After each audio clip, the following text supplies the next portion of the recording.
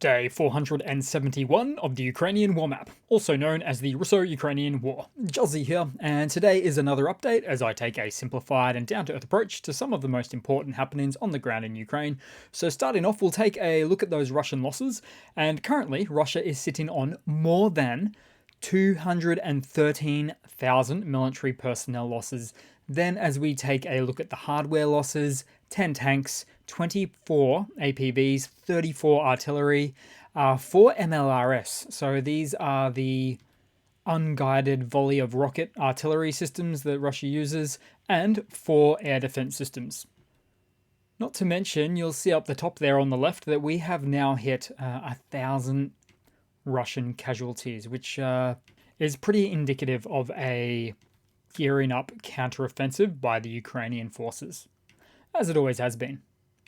Then we'll head across to the Ukrainian map today as Ukraine continues to deal with the aftermath of the recent Russian-caused dam explosion in Kherson.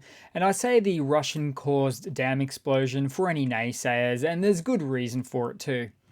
For instance, or example, Norway's nuclear test ban monitor showed seismic signals to indicate that there was an explosion at the exact time and day that the dam was destroyed. And add to that, engineers and military experts alike are calling it like they see it, really, saying that the dam had to be rigged with explosive ordnance on the Russian-controlled side, which is the only side that has access to the dam, the engine rooms, those sorts of components. Where in fact, the Soviets originally designed the dam in the 1950s with actual internal vulnerability pockets near the main engine room to destroy the dam if necessary. Because also note, the dam was designed and reinforced to withstand artillery strikes from the outside, and also even designed to withstand direct hits by USAF overhead bombers, sorties as well. Point being that only blasts within the enclosed space inside the area of the vulnerable portion of the dam would cause sufficient damage necessary to blow up the dam.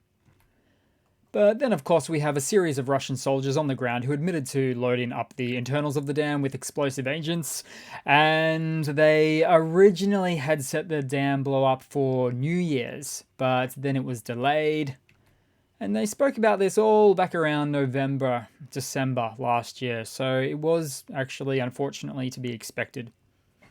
Oh, but even more than that, Russia very coincidentally adopted a new law back on May 30th, just 7 days before the dam explosion, with one of the clauses prohibiting the investigation of technical accidents or dam hydropower plant failures. Gee, I wonder why. And I've got to say, it's classic Russia, by the way, always trying to cover up things. They never change. But even then, on Russian state TV last night, they're getting in on the action as well, claiming we didn't destroy the dam, but also saying, let's destroy another dam like the Kyiv dam. So this is the basic Russian sentiment that we all shake our heads at, really. Giving ourselves a repetitive strain injury in the neck, just shaking our heads in disgust. Then moving on, as for the rest of the Ukrainian map today, a bit of a shorter video, but I'll do what I can. So, air raid alerts went off amongst most regions of Ukraine last night at 2 a.m. In particular, the city of Uman in the Cherkasy Oblast of Ukraine was hit with Russian missiles they hit a car wash and an industrial facility, which didn't serve any real strategic military goal for Russia, as is unfortunately commonly the case. And that is to say, unfortunate for the Russian civilians in these events. Then heading over to the very east of the Donbass today. So Russian reports claim that up to 3 missiles struck a Russian military target in the Luhansk region. And it's actually the 4th such successful strike on Russian military targets in the Luhansk region in the last month. Bringing us to somewhat of a conclusion that there appears to be no Russian air defenses in the rear again. And we're talking 100, 120 kilometers back from the front lines, to be more precise. Then, much closer to the front line, so Russian reinforcements reportedly arrived in Berkivka, which is to the north of Bakhmut, so Russia's northern flank, which, by the way, has been absolutely decimated in the past 3 days. 3 days, as you can see there. And there's also reports that the AFU are attacking Russian positions at Yahidne now, which is just southeast of Berkivka, which is somewhat expected anyway. And also in the Bakhmut region, Ukrainian artillery hit and destroyed 2 tanks of the Russian forces, one of which we know was destroyed in the Apitne area just south to the city. And there it is. I've gone too south. Here we go in this location here, for context, a little bit south of Bakhmut itself. And so with all of this happening, Ukrainian President Zelensky himself said there are brutal battles taking place in the Donetsk Oblast, which is effectively the more southwestern portion of the eastern Donbass region. And then to follow on from that, those offensives, there are multiple sources reporting that Ukrainian forces have indeed commenced offensive operations, or as we like to call them, counter-offensive operations, and are making some advances near a number of frontline regions, not the least of which is the Zaporizhia frontline for the most part. And so here's the thing, Ukraine, the Ukrainian armed forces are being pretty close-lipped about all of this at the moment, as you would expect them to be, to have that operational silence. And so most of what we have to go on right now is, unfortunately, more so the case of being cherry-picked Russian announcements and notifications. For example, Russia produced some footage of a successful hit on the German-made Ukrainian Leopard 2 tank, which was actually spotted for the first time in Zaporizhia, and in fact on the field as an actual takeout from the Russian forces. And this all was said to be happening near Orikhiv. There we go, I pronounce the Ks. It's just something I do with my accent. And so, as I said, yeah, this is the first suspected Russian hit and destruction of a Leopard 2 tank in the field. But Russia won't really be celebrating this one, oddly enough, because they have already announced over the course of months and months now that they have successfully destroyed about, I'd count about 30 to 50 Leopard 2 tanks that they say that they've destroyed already. For instance, I'll never forget the first one. You might remember months ago when a Russian soldier claimed to have destroyed the first Leopard 2 tank and said they drowned it in a lake as being the reason for having no proof. I mean, just whip out your smartphone, buddy. It's that easy. But moral of the story here would be is we're really only getting some cherry-picked details from the Russian operations on the front line of Zaporizhia at the moment, and to an extent the Donbass as well. So the larger point is things will get highly attritional, likely on both sides. Offensives are always costly, and a price is always paid before the breakthrough. But I do expect the attritional nature of the Russian-Ukrainian fight here to lean heavily, very heavily, towards or in favor of the AFU, given all of the continued ineptitude we constantly see from the Russian forces. I mean, there's likely a very good number of Russian tanks, T-72s, T-80s, even probably a handful of T-90s if they've got some of those left over to be taken out by the AFU.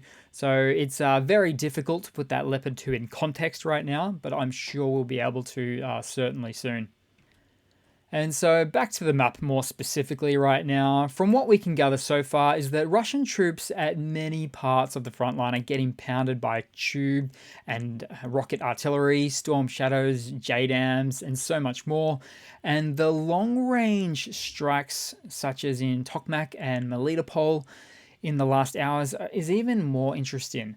And in addition to the earlier Russian claims, another Russian channel now reports Ukrainian forces managed to break through Russian defensive lines near Robotyne, which is just south of Orikhiv there. So it's a good, let's see actually, I'm guessing that's a good 5 kilometers deep or 3 miles deep there. where Russian forces themselves said they took heavy losses here and have retreated to secondary lines of defense, while the Ukrainian forces are gaining a foothold in that location. And the same can be said for next door in Lubkova. So right there is some suggestion that Ukraine has made gains in this settlement today as well. So what we have here is Ukraine looking to breach and in some instances penetrating multiple lines of Russian defenses as effectively as possible, even though sometimes we're forced to look through the lens of Russian sources regarding their own announcements of pullbacks and heavy losses in the field. And of course, we've seen it before with other Ukrainian counteroffensive operations, which ends up turning out to be pretty accurate what Russian forces say about their need to pull back all of a sudden. Oh, and of course, I'll never forget the time where Ukraine was taking back the Kherson North Bank last November, and there were Russians screaming out for air support backup on unencrypted social media platforms as they were getting the livings not beaten out of them, to put it nicely. So all in all, the AFU's pressure on the Zaporizhia region's front line in southern Ukraine is probably bearing fruit. And also add in the context that Russia has just announced the evacuation of populations from the towns of Tokmak and Poloy and Vasilivka, as they said they're transferring them to the Crimean towns of Simferopol and Kerch. So the Ukrainian forces are looking pretty eager as we have to deal with a bit of an information delay. Then we'll move across briefly to the next door oblast of Kherson. So Russia still continues to shell civilians in the city of Kherson, so that's on the north bank right there, while essentially there's first responders and Ukrainian forces trying to evacuate the civilians. I mean, the Russian forces are well aware of the flooding, so to me this is actually one of the most despicable acts of inhumanity. So if you're looking for just one more reason to dislike the Russian army, there it is. Then we'll head across to a bit of news for today. So Zelensky visited Kherson City as well after the dam explosion, as he met with the military and even some babushkas in the hospital. So here we have the Ukrainian president visiting Ukrainian land, there in the aftermath of what can also be described as an ecocide. And yet Russia considers this their land as well, though through illegal referendums. So where's Putin, Russian President Putin, on the other side of the Dnipro River, meeting and greeting with folk? Which is a completely laughable notion. He will never, ever be found visiting the other side of the Dnipro River, which is kind of my point, really. You can see here who's the real leader of their country and lands, unquestionably. Then a quick rapid fire session of funnies to round it all off for today, guys. So the first one, here we have a Ukrainian BMP IFV, so an infantry fighting vehicle crew, crossing some water bodies when a fish jumps into the driver's hatch. Then the crew did not refuse the gift from above, literally, and later turned it into a fish stew. Yummy, yummy. Then, in another funny, Chechen leader Kadyrov announced that his arm of the Russian armed forces has the military readiness for the seizure of Poland and even Germany, which is spoken like a very overconfident, young, and particularly immature man that is actually already starting to come up against numerous troubles in his attempted and failed Donbass offensives quite recently. But just bear in mind, everything he says and does is really just for show, as he is what they call the head of the TikTok army. Then, in another funny, the Russians destroyed another Leopard 2A4 variant with Photoshop. So as the Russian army is so desperate for getting some more tank kills on their numbers board, they've augmented an image and placed in a destroyed Turkish Leo tank, adding some color and filters, blurred it up a bit, and popped it in the same real-life background or backdrop of what was actually ripped off from one of their own Russian T-80 destroyed tanks. Oh, that's a backfire burn for Russia. Then in a final funny, in the spirit of that one, so the invaders claim to have rebuilt the train station in Russian-occupied Mariupol, and it's modern and much better now. Unfortunately, the pic is another fake claim. It's actually ripped off from a train station in Hamburg of Germany. So that's our Russia. If they actually spent all of that propaganda funding on some military prowess instead, who knows what the alternate reality could have actually been like. So that's it for today, guys. A little bit shorter than I might have wanted it to be. I'm missing out a few segments there, but it is what it is. Thanks for watching. Please leave a comment, subscribe, hit that like button, and I do definitely hope to see all of you guys there in the next one. Cheers.